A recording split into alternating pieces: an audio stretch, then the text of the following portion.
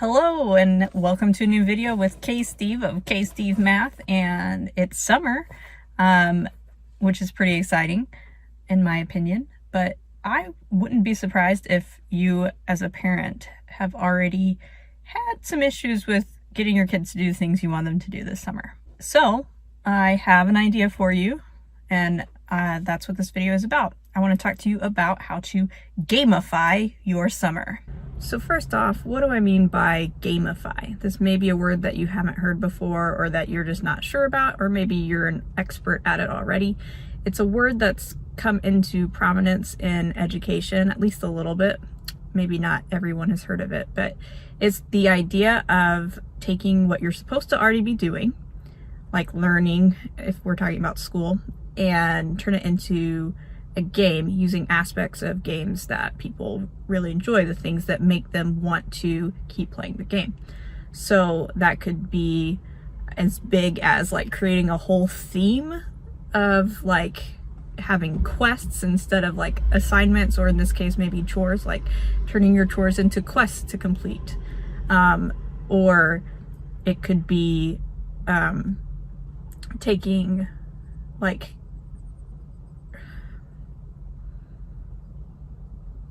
essentially, in my mind, one of the key things is the idea of you do a certain amount of things to get a reward, and the more things you do, the better the reward.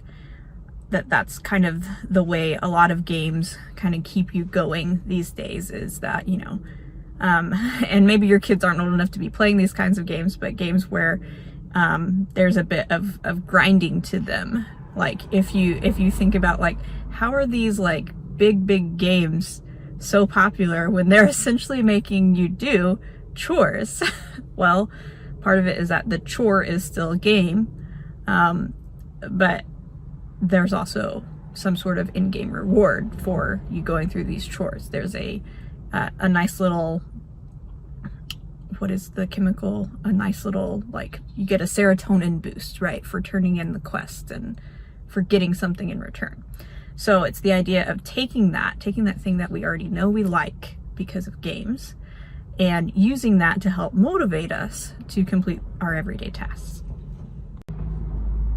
So there's definitely a lot of different ways that you could take this and run with it, depending on how much you know about games, or how much you like games, or how much effort you want to put into it.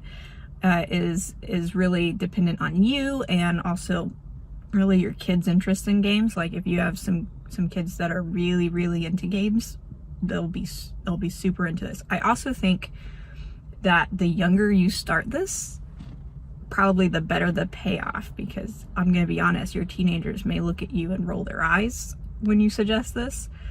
But if you got started on like a 6-year-old on like, hey, this is how summer is, that we play this like massive game and there's a reward at the end, and like you could get them excited about this every summer. I feel like after that, until by the time they're teenagers and would normally roll their eyes, I mean, they still might roll their eyes, but if you've done a good job with it in the past, I think there's a good chance they'll still be excited about it. So keep that in mind. So how do we gamify our summer? We'll start off by kind of making a list of goals and objectives. What are the things that you want them to be doing on a daily basis? What are things that maybe you want them to do on a weekly basis? What are the things that are most important to you that they do? And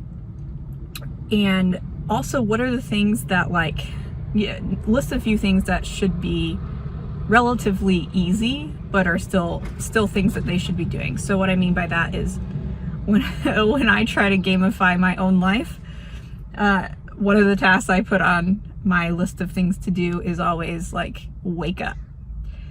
Well, obviously, since I have a 4-year-old, I'm going to wake up every day.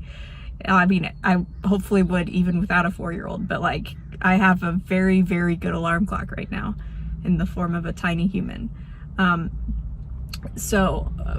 that means that even if I don't accomplish anything else in a day, I have a little bit of satisfaction, because yes, I have in fact woken up. So maybe that's not the one you want to do, but thinking about like some simple things like, you know, making the bed or putting clothes in the dirty laundry hamper. It can even be things that, like, if you have multiple kids, it can be you might think of things that some part of your kids are really good at doing and part of them are not, but try to balance it out, right? So that they can also encourage each other. So you come up with a list of things for them to accomplish. In this, you could definitely include like 30 minutes of math practice if your kids are at the age where, you know, you want them to be practicing multiplication tables or things like that. An hour of reading, and all sorts of things like that would work. And then of course chores that you want them to do.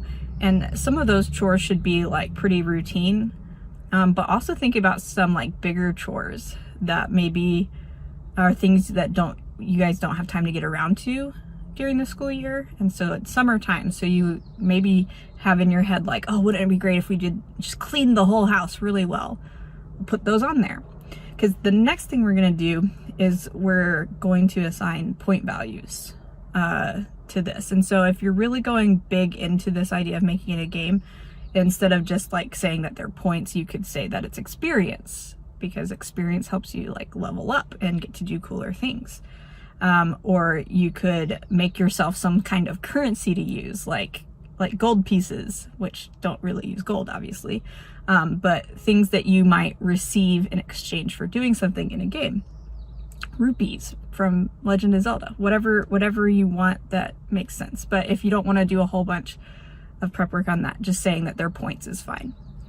So you assign point values, lower point values for things that are not super difficult, is my suggestion. I also suggest that like maybe there's things that your kids hate doing that you could give a higher point value to, but maybe it's something that the points decrease over time. So like if they always throw a fit, I'm gonna think of myself. If they always throw a fit when you ask them to fold the laundry and put it away, then you might start off by making that be worth a lot and kind of get them in the zone of doing it, and then slowly over time decrease the point value of that task. Or actually, if you have this idea of them leveling up as they go, typically when you level up, it takes more experience to get to the next level. So you could do it that way, that maybe it's 5 points for folding clothes, and then once they've done that and they've leveled up a couple times, then all of a sudden it's not worth as much as it was before. Anyway, so you assign point values, and then you need to also kind of assign like, what are those points going to get you? What kind of rewards do you feel comfortable offering? So you could tie this to things like an allowance, or having them work up to getting some sort of toy, or you know, something that they really, really want, that you wouldn't just normally get them, you know, and that's fine. But you also, I think, should experiment with rewards that are not monetary, right? Because, you know, we don't want to make it all about the money. So in my head, I'm thinking of like being able to pick what restaurant you get food from on Friday night, or being able to pick the movie that your family watches on your family movie night, or maybe you want to tie it to like at the end of the summer or in the middle of the summer, you're going to do a vacation, and you know, they get to help pick something about it, or they get to do something special. Not that the whole vacation necessarily depends on them getting a certain number of points, but that there's something extra to it that comes from them earning points. So think about just what you have available. Think about what motivates your own children. I mean, you could also tie it a little bit to screen time, right? There's actually a really cool thing I've seen people do, which as a kid I would probably find this super obnoxious, but that you give them a list of things with points and say you have to get, 50 points to earn the Wi-Fi password. That it's been changed for the day. So if you want to be able to get on Wi-Fi, and this especially works with kids that either don't have phones with data or have a limited amount of data they can use in a day, right? So they will, want to do things so that their iPads or computers or PlayStations or whatever can get on the internet and play.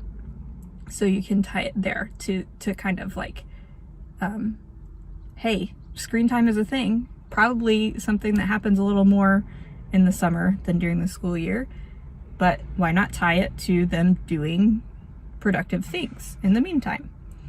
If you have multiple kids, my suggestion to you is not necessarily to make them compete against each other, but you're probably not going to be able to help that a ton. But it'd be nice if at least part of the goal was a cooperative effort, that maybe to get some big reward at the end that they collectively need to earn points, but that the person that earns the most points gets to pick something about that reward, or gets to go first in whatever the reward is. I don't know. It depends on what your rewards are that you're thinking of. But kids are competitive. They like even my 4-year-old wants to make everything into a competition. So I feel like to me, as much as you can make it cooperative, or that they're competing against themselves also. So one thing that games will do is they'll keep track of like high scores, or like, this is your best lap record. You could totally do that. Like if one week they get 10 points for what they've done, and then the next week they get 12, be like, hey, you've got a new record. That's awesome. And encourage them to keep doing better than what they've already done.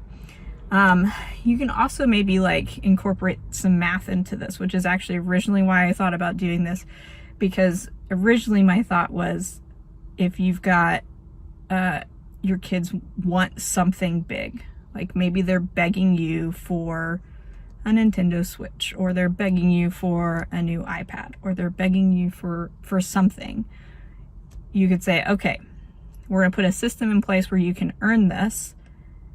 So let's do some math to figure out, like, if this iPad is, I don't even know how much iPads are right now.